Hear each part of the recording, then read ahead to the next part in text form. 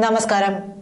വരുന്ന ലോക്സഭാ തിരഞ്ഞെടുപ്പിൽ നടി സുഹാസിനിയെ കേരളത്തിൽ സ്ഥാനാർത്ഥിയാക്കാൻ നീക്കം നടക്കുന്നു. തിരുവനന്തപുരം ലോക്സഭാ മണ്ഡലത്തിലേക്കാണ് സുഹാസിനിയുടെ പേര് പരിഗണിക്കപ്പെട്ടത്. തലസ്ഥാനത്ത് നിന്ന് 4ാം തവണ ജനവിധി തേടുന്ന ശശി തരൂരിനെതിരെ സുഹാസിനിയെ മത്സരിപ്പിക്കാനാണ് CPM ആലോചിച്ചത്. CPIയുടെ മണ്ഡലമായ തിരുവനന്തപുരത്ത് സുഹാസിനിയെ മത്സരിപ്പിക്കാമെന്ന ആശയം CPM നേതാക്കളിൽ ചിലർ മുന്നോട്ട് വയ്ക്കുന്നു.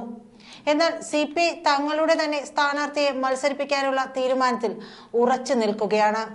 മുൻ MP പന്ന്യൻ രവീന്ദ്രനാവും മത്സരിക്കുകയെന്ന വാർത്തകൾ ഉണ്ടായിരുന്നു. എങ്കിലും അദ്ദേഹം തന്നെ അത് നിഷേധിക്കുകയും ചെയ്തു. പാർട്ടി സ്ഥാനാർത്ഥി തന്നെ വേണം എന്ന് CPI തീരുമാനിച്ചതിന് പിന്നിൽ തങ്ങൾക്ക് നഷ്ടപ്പെട്ട ദേശീയ പാർട്ടി പദവി വീണ്ടെടുക്കുക എന്ന ലക്ഷ്യവുമുണ്ട്. 1925 സ്ഥാപിതമായ CPI 1989 ദേശീയ പാർട്ടിയായി അംഗീകരിക്കപ്പെട്ടു. 2019 ലോക്സഭാ തിരഞ്ഞെടുപ്പിലും തുടർന്നു വന്ന പശ്ചിമ ബംഗാൾ, ഒഡീഷ നിയമസഭാ തിരഞ്ഞെടുപ്പുകളിലെയും മോശം പ്രകടനത്തെ തുടർന്ന് തിരഞ്ഞെടുപ്പ് കമ്മീഷൻ CPIയുടെ ദേശീയ പാർട്ടി പദവി കഴിഞ്ഞ ഏപ്രിലിൽ പിൻവലിച്ചു. നിലവിൽ ലോക്സഭയിൽ CPIക്ക് 2 സീറ്റാണുള്ളത്. ഇതാദ്യമായല്ല CPIക്ക് സ്ഥാനാർത്ഥിയെക്കുറിച്ചുള്ള ആശയം നൽകുന്നത്. 1989 കവി ONV കുറുപ്പിനെ സ്വതന്ത്ര സ്ഥാനാർത്ഥിയായി മത്സരിപ്പിക്കുന്നതിൽ CPMന് നിർണായകമായ പങ്കുണ്ടായിരുന്നു. തിരുവനന്തപുരത്ത് നിന്ന് മത്സരിച്ച ONV കോൺഗ്രസിലെ A ചാൾസിനോട് പരാജയപ്പെട്ടു. ചാൾസിന്റെ തുടർച്ചയായ 2ാം വിജയമായിരുന്നു അത്.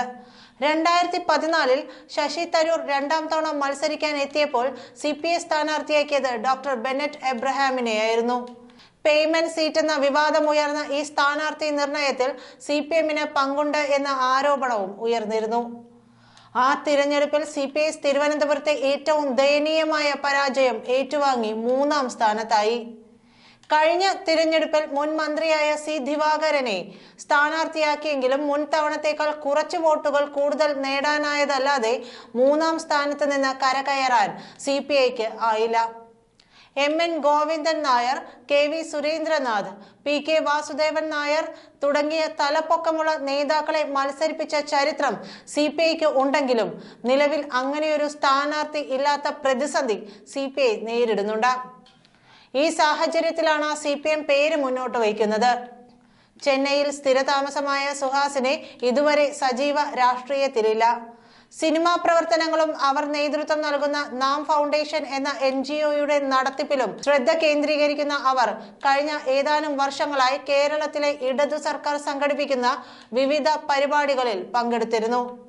അപ്പോഴെല്ലാം കേരളത്തിലെ ഭരണ മികവിനെ കുറിച്ചും കേരളം തനിക്ക് എത്രമേൽ പ്രിയപ്പെട്ടതാണ് എന്നുമൊക്കെ അവർ സംസാരിച്ചിരുന്നു. സുഹാസിനി മണിരത്നം ദമ്പതികളുടെ മകൻ നന്ദൻ രാഷ്ട്രീയത്തിൽ വളരെ താല്പര്യമുള്ള ആളാണ്. മകൻ നന്ദന്റെ ഇടതുപക്ഷ ചിന്തയിൽ അഭിമാനിക്കുന്നുവെന്നും നടി സുഹാസിനി പറഞ്ഞിരുന്നു.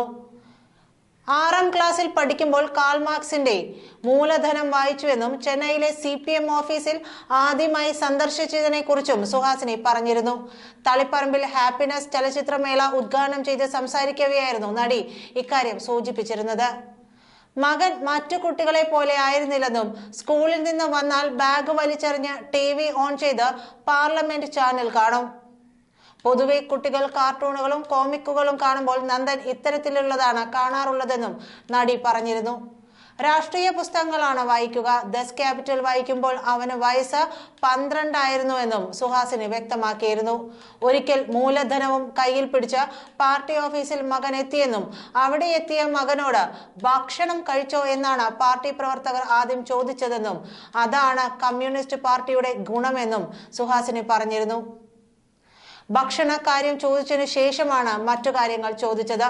അച്ഛന്റെ പേര് ചോദിച്ചപ്പോൾ മണിരത്നത്തിന്റെ യഥാർത്ഥ പേരാണ് മകൻ പറഞ്ഞത്. ഗോപാലരത്ന സുബ്രഹ്മണ്യം എന്നാണ് മണിരത്നത്തിന്റെ യഥാർത്ഥ പേര്. അമ്മയുടെ പേര് പറഞ്ഞപ്പോഴാണ് പാർട്ടി പ്രവർത്തകർക്ക് മനസ്സിലായത്.